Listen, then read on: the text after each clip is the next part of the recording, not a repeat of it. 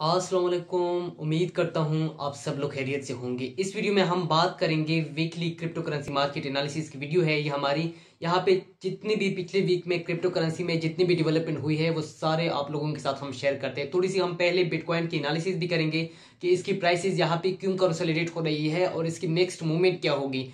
उसके अलावा जो मेन टॉपिक आजकल डिस्कस किया जा रहा है क्रिप्टो विंटर इज कमिंग। लोग कह रहे हैं कि अभी क्रिप्टो विंटर आने वाले हैं, इसका मतलब क्या है। उसके अलावा जो मैक्रो स्ट्रेटेजी ने एक इवेंट अनाउंसमेंट किया है फरवरी में, उसका मतलब क्या है। वहां पे जो अकाउंटिंग प्रिंसिपल की जो मसले आ रहे हैं, इशू आ रहे हैं, उसके बारे में आप लोगों के साथ बहुत सारी इंफॉर्मेशन है जो शेयर करनी है। और स्पेशली हम बात करेंगे टेरा लूना, उसकी जो 20% से ज्यादा उसकी वैल्यू लॉस हो चुकी है, बहुत बड़ा फ्रॉड होने वाला है। वंडरलैंड उसकी जो पॉन्जी स्कीम है उसके बारे में भी आप लोगों के साथ शेयर करने हैं। और स्पेशली कौन सी क्रिप्टो करेंसी है जो 2022 में ऑल टाइम हाई बना सकता है, ये सारी चीजें हम इस वीडियो में डिस्कस करेंगे। इस वीडियो के टाइम स्टैम्प नीचे डिस्क्रिप्शन में गिवन है, आप वहां पे जा भी सकते हैं, देख भी सकते हैं कि हमने इस वीडियो में क्या क्या चीजें डिस्कस करने हैं और उसके अकॉर्डिंगली आप किसी भी चैप्टर को स्किप भी कर सकते हैं। तो चलो स्टार्ट करते हैं अपने वीडियो को।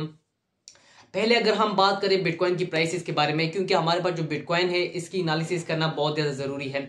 बिटकॉइन की प्राइसेस आज भी $37,000 के अराउंड ट्रेड हो रही है, यानी कभी $36,000 तक आ जाती है, कभी $37,000। यहाँ पे उसकी कॉन्स्टेंटली कंसोलिडेशन हो रही है। अगर हम मार्केट की बात करें तो मार्केट में तो अभी तक जो सेंटिमेंट है वो नेगेटिव है, क्योंकि अभी भी मार्केट में एक एक्सट्रीम फियर है। बहुत ज्यादा लिक्विडेशन होती है, मिलियन ऑफ लिक्विडेशन होती है बिकॉज ऑफ द जो हमारे पास डेरिवेटिव मार्केट है और ये फ्यूचर मार्केट है, इसकी वजह से जो स्पॉट मार्केट पे बहुत ज्यादा इम्पैक्ट आता है। अभी अगर हम बात करें बिटकॉइन की प्राइसेस की, उसकी जो आरएसआई ब्रेकआउट हुआ है उसके बारे में आप लोगों के साथ कुछ शेयर करें।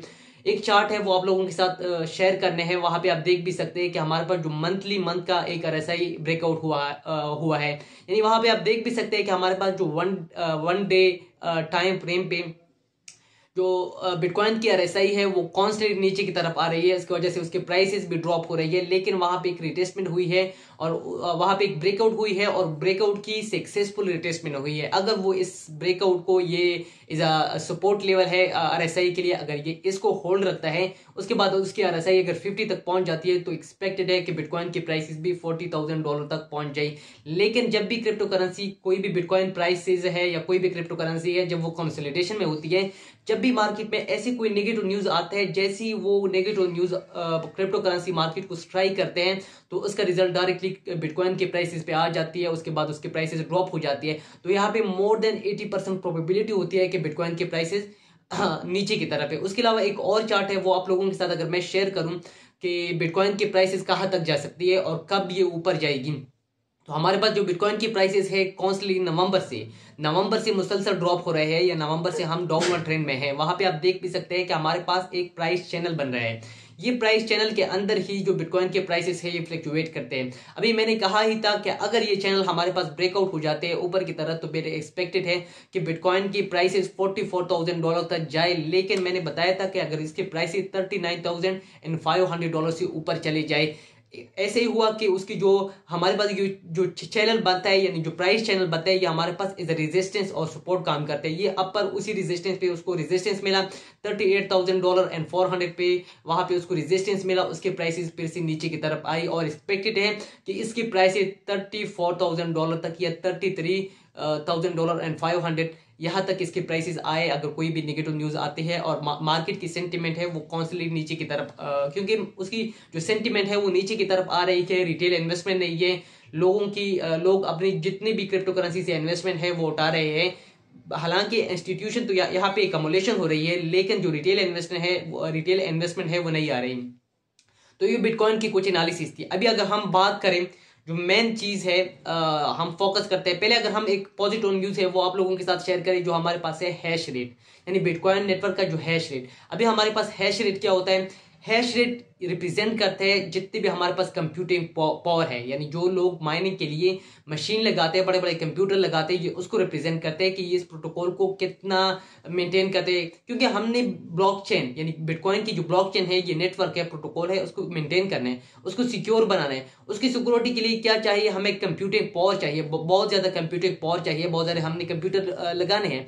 अभी जो चाइना ने जब वहां पे क्रैकडाउन किया, उसके अलावा जो कजाकिस्तान में पिछले मंथ जो प्रोटेस्ट हो रहे थे, उसके बाद उसके जितने भी कैबिनेट थे उसने रिजाइन कर लिया। उसकी वजह से वहां पे इंटरनेट की शटडाउन थी और शटडाउन की वजह से जितने भी बिटकॉइन माइनिंग फर्म थे वो बंद हो गए थे। उसकी वजह से बिटकॉइन के नेटवर्क पे बहुत ज्यादा इम्पैक्ट आया और प्राइसेस भी ड्रॉप हो गई, क्योंकि उसकी जो ब्लॉकचेन है उस नेटवर्क को सिक्योर मेंटेन करने के लिए कोई कंप्यूटिंग नहीं थी, कंप्यूटिंग पावर ही नहीं थी, तो उस वजह से उसकी प्राइसेस ड्रॉप हो गई। लेकिन अगर आज की बात करें तो जो बिटकॉइन नेटवर्क की जो हैश पावर है वो ऑल टाइम हाई पे चला गया है, यानी वो हैश पावर फिर से रिकवरी हो रहा है। ये भी हमें एक बुलिश इंडिकेटर है, एक बुलिश न्यूज देता है कि इसके बाद इसकी प्राइसेस ऊपर की तरफ जा सकती है। उसके अलावा अगर हम बात करें तो मेन चीज मैं डिस्कस करने वाला हूं वो है मैक्रो स्ट्रेटेजी, क्योंकि बिटकॉइन की प्राइसेस पे मैक्रो इकोनॉमिक्स के फैक्टर भी बहुत ज्यादा इंफ्लुएंस रखते हैं। अभी इसकी जो प्राइस फ्लक्चुएशन होती है ये सारी स्पेकुलेशन की बेस पे होती है, जैसे मैं तुम और लोग इस पे बेट लगाते हैं, स्पेकुलेशन करते हैं, स्पेकुलेशन के बेस पे उसकी प्राइसेस बढ़ती है। लेकिन लॉन्ग टर्म के लिए जो प्राइसेस उसकी बढ़ती है वो मैक्रो इकोनॉमिक्स फैक्टर के बेस पे बढ़ती है। पहले अगर हम बात करें माइकल सेलर जो कि मैक्रो स्ट्रेटेजी फर्म का सीईओ है, एक बहुत बड़ी फर्म है हमारे पास, इन्वेस्टमेंट फर्म है, एसेट मैनेजमेंट कंपनी से, इसके पास 1,24,000 से ज्यादा बिटकॉइन है।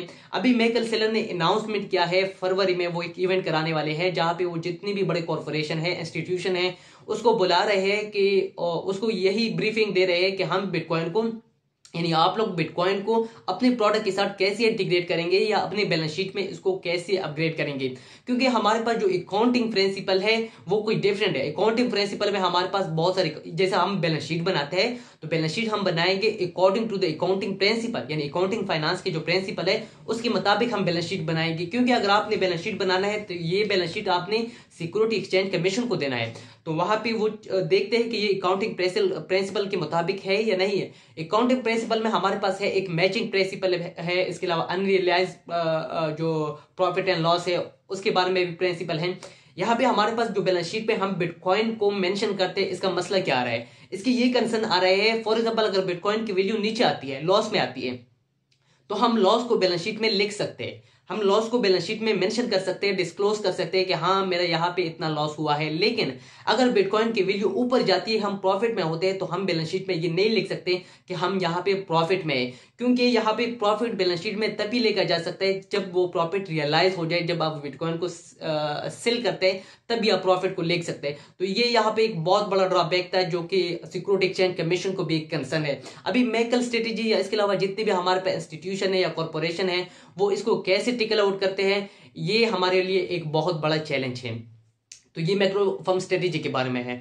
अभी अगर हम बात करें हमारे पास जो क्रिप्टो विंटर के बारे में बातें हो रही है कि हमारे पास क्रिप्टो विंटर आने वाला है, पहले मैं आप लोगों के साथ ये शेयर करूं कि हमारे पास जो क्रिप्टो विंटर है ये किस चीज को रिप्रेजेंट करते हैं।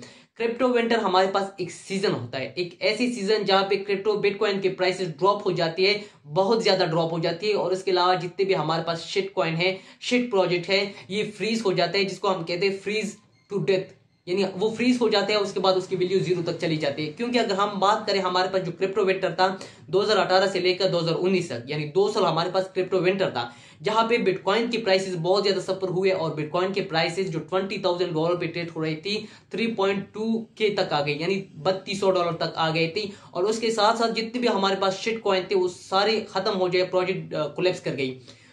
तो यहाँ पे भी एक्सपेक्टेड है कि क्रिप्टो विंटर आए, बहुत सारे लोग इसको एक्सेप्ट वो कर रहे हैं, प्रिजेक्ट करें। लेकिन जो 2018-2019 का जो माहौल था और यहाँ पे अभी जो माहौल बन रहे हैं ये काफी डिफरेंट है। वहां पे एडॉप्शन नहीं हो रही थी, वहां पे रेगुलेशन थी, वहां पे गवर्नमेंट उसको क्रिटिसाइज कर रहे थे, वहां पे हमारे पास अवेयरनेस नहीं थी, टेक्नोलॉजी अवेयरनेस नहीं थी, इंस्टीट्यूशनल डिमांड नहीं था, उसका कोई यूटिलिटी डिमांड नहीं था। लेकिन 2022 में उसकी डिमांड बढ़ रहा है, यहाँ पे लोग उसको लीगल टेंडर बना रहे हैं। जैसे हमारे पास जो पहला कंट्री है ई सेल्वाडोर, उसने उसको अपना लीगल टेंडर बनाया। उसके अलावा एरिज़ोना जो कि यूनाइटेड स्टेट का एक स्टेट है, वो भी इसको लीगल टेंडर के लिए एप्लीकेशन फाइल किया है। 2022 में एक्सेप्टेड है, ये प्रिडिक्ट हम कर सकते हैं, एक्सपेक्टेड है कि जो अर्जेंटीना है वो भी यहाँ पे आए, ब्राजील, इवन तुर्की भी उसको रेगुलेट करे, रशिया की जो प्यूटन है वो भी क्रिप्टो के माइनिंग के हक में आ गए हैं, उसको इनकरेज कर रहे हैं। क्योंकि ये जो हमारे पास बिटकॉइन है या क्रिप्टो करेंसी है, it's all about financial freedom. हर चाहते हैं कि वो financial freedom, IMF, world bank, इन जैसो फाइनेंशियल रेगुलेशन, फाइनेंशियल इंस्टीट्यूशन से खुद को छुटकारा पाए।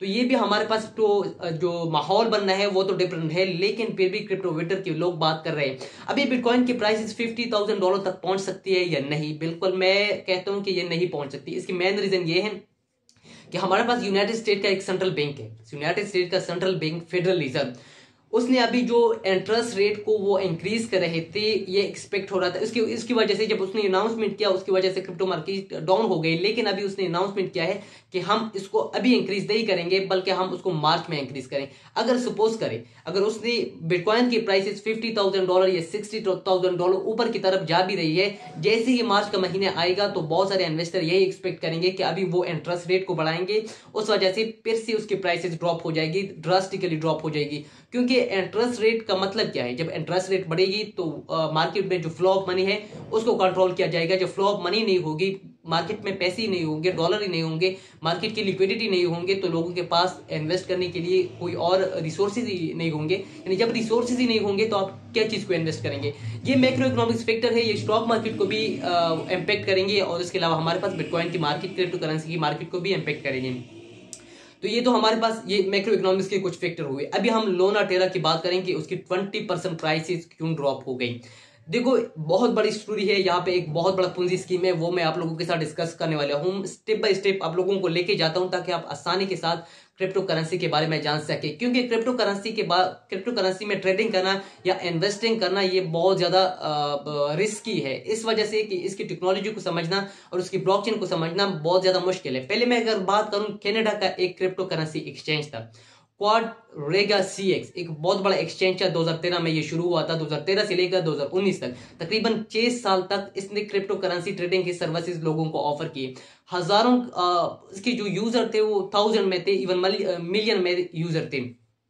अभी कुछ हुआ इस तरह 2019 में इसका फाउंडर जो था वो इंडिया में उसकी डेथ हो जाती है। इसके बाकी रिमेनिंग जो जितने उसकी रिमेनिंग जो पार्टनर थे, जो को-फाउंडर थे, उन्होंने ये क्लेम किया, अनाउंसमेंट किया था कि चूंकि वो मर गए, हाँ उसकी डेथ हो चुकी है, उसमें जितना भी फंड है, इस एक्सचेंज पे जितने भी फंड है वहां तक हमारी एक्सेस नहीं है। यानी वहां पे तकरीबन $130 मिलियन से ज्यादा वहां पे जितने भी लोगों की इन्वेस्टमेंट थी वो खत्म हो गई, उसके साथ स्कैम हुआ।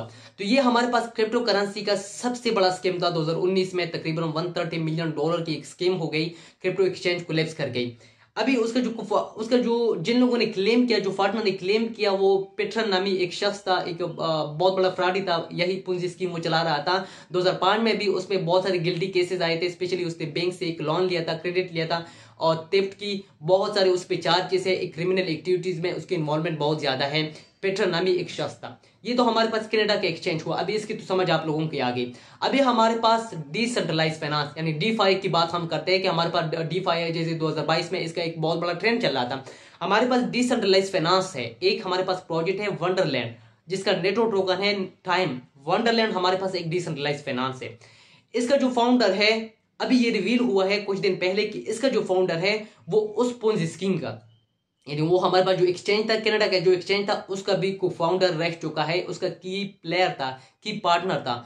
तो इसी न्यूज की वजह से मार्केट में फट क्रिएट हुआ और उसके बाद जो टाइम है उसकी भी वैल्यू बहुत ज्यादा ड्रॉप हो गई। अभी टाइम अगर उसकी टोकन की वैल्यू हम देखें तो वो $400 से ऊपर ट्रेड हो रही है। उसकी मेन रीजन ये है कि उसकी सप्लाई कम है, उस वजह से उसके प्राइसेस हाई है। लेकिन हमारे पास अगर हम ये वंडरलैंड प्रोजेक्ट, DeFi प्रोजेक्ट के बारे में बात करें तो ये भी हमारे पास एक बहुत बड़ा पूंजी स्कीम साबित हो सकता है, क्योंकि ये जो रिटर्न आपको गारंटी देता है, यानी रिटर्न बहुत ज्यादा अनबिलीवेबल रिटर्न देते हैं। अगर वहां पे आप कोई भी क्लेम करते हैं, डिसेंट्रलाइज फाइनेंस में क्या होते हैं कि हम वहां से लोन ले सकते हैं, लेंडिंग होती है, बोरोइंग होती है। अगर आप लेंडिंग बोरोइंग होते हैं, उसके बैक में आपको रिवॉर्ड दिए जाते हैं, वो रिवॉर्ड है वो अनबिलीवेबल है। और जब भी क्रिप्टो करेंसी में आपको अनबिलीवेबल रिटर्न कोई ऑफर करता है तो वो मोस्टली कंसिडर हो जाता है कि ये पोंजी स्कीम है और इवेंचुअली वो पोंजी स्कीम खत्म हो जाती है। वो 6 सालों के बाद एक पोंजी स्कीम खत्म हुआ। आपको ये भी बताऊं कि हमारे पास जो हिस्ट्री में सबसे बड़ा पोंजी स्कीम हुआ था वो 17 ईयर तक चला था। तो आपने ये जरूर रखना है। वंडरलैंड हमारे पास पोंजी स्कीम साबित हो सकता है। अभी पोंजी स्कीम के बारे में, वंडरलैंड के प्रोजेक्ट के बारे में, कंट्रोवर्सी के बारे में आप लोग जान गए। उसके अलावा कनाडा के जो एक्सचेंज है उसके बारे में भी आप लोग जान गए। अभी हम बात करेंगे, एक हमारे पास स्टेबल कॉइन है मैजिक अल्टरनेट मनी, MIM। हमारे पास एक वो है, एक स्टेबल कॉइन है जिसकी वैल्यू $1 है। अभी ये प्रोजेक्ट हमारे पास जो वंडरलैंड प्रोजेक्ट है इसके साथ क्लोजली इंटीग्रेट है, इसी प्रोटोकॉल को यूज करते हैं, इसको इज अ कोलेटरल बनाकर। यानी इसका जो MIM कॉइन जो है, स्टेबल कॉइन है, ये MIM टाइम, ये आपस में एक पेयर की तौर पर भी ट्रेड हो रही है। तो जो MIM जो कॉइन है मैजिक इंटरनेट मनी है और इसकी जो क्लोजली रिलेशन है टू हमारे पास जो वंडरलैंड प्रोजेक्ट है उसके पास उसके साथ इसकी क्लोजली रिलेशन है। अभी अगर हम बात करें यही कॉइन, यही stable coin magic internet money का क्लोजली रिलेशन है, ये क्लोजली रिलेशन है जो टेरा लूना का जो स्टेबल कॉइन है यूएसटी, इसके साथ ये कनेक्टेड है, क्योंकि ये MIM है और यूएसटी है, ये दोनों हुई टेरा इकोसिस्टम की मेंबर है। They are both the member of the Terra ecosystem.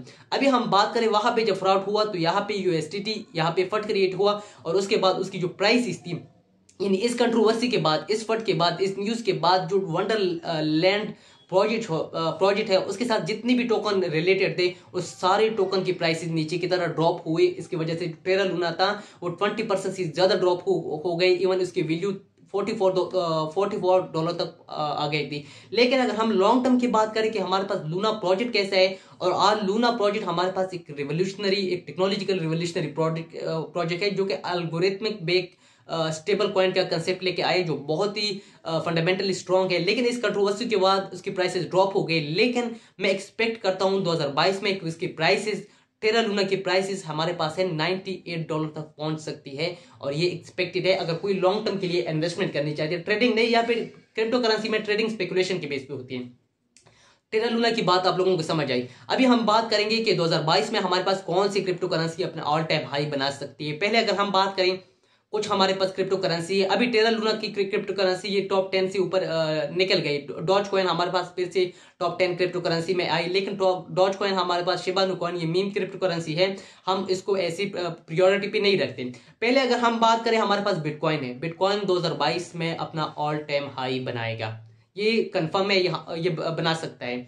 उसके अलावा अगर हम बात करें हमारे पास इथेरियम है, पोल्काडॉट है, कार्डानो है, सोलाना है, तो ये हमारे पास अपना ऑल टाइम हाई बना सकते हैं और ये एक्सपेक्टेड है। और टेरा लूना पे भी मैं बुलिश हूं। इसकी मेन रीजन ये है कि इथेरियम के बहुत सारे अपग्रेड आने वाले हैं, स्पेशली इसकी अगर ट्रांजेक्शन हो गई, transaction from proof of work to proof of stake consensus mechanism जो उसकी चेंज हो रही है, उसके बाद एक्सपेक्टेड है कि इसकी प्राइस $5,000 से ऊपर चली जाए। बिटकॉइन है, बिटकॉइन की तो इंस्टीट्यूशनल डिमांड है, ऑब्वियसली इसकी प्राइस डबल हो सकती है। उसके अलावा हमारे पास सोलाना है, बहुत ही डिस्काउंट में मिल रहा है, बहुत ही अच्छी प्रोजेक्ट है। कुछ कंकरेंसी इश्यूज आ रहे हैं लेकिन वो सॉल्व करेंगे, बहुत इसकी कम्युनिटी बहुत ज्यादा स्ट्रॉन्ग है। उसके अलावा कार्डानो भी अपनी फॉर्म दिखाएगा। पोल्काडॉट जो हमें बहुत ज्यादा डिस्काउंट में मिल रहा है, उसकी जो ऑक्शन सेल है, उसकी जो पोल्काडॉट पैराचेन ऑक्शन होती है, उसी वजह से उसकी प्राइसेस बहुत ज्यादा बढ़ती है। अगर एक और ऑक्शन आ जाता है तो उसके बाद उसके प्राइसेस अपने ऑल टाइम हाई बना सकते हैं। तो ये कुछ डिटेल डिस्कशन थी अबाउट कि हमारे पास जो क्रिप्टो करेंसी में पिछली वीक हमारे पास जितनी भी डेवलपमेंट हुई थी वो सारे आप लोगों के साथ मैंने शेयर की। अगर आपको ये वीडियो अच्छी लगी तो इस वीडियो को लाइक करो, कमेंट करो और इस चैनल को भी सब्सक्राइब करो। मिलते हैं दूसरे वीडियो में। खुदा हाफिज।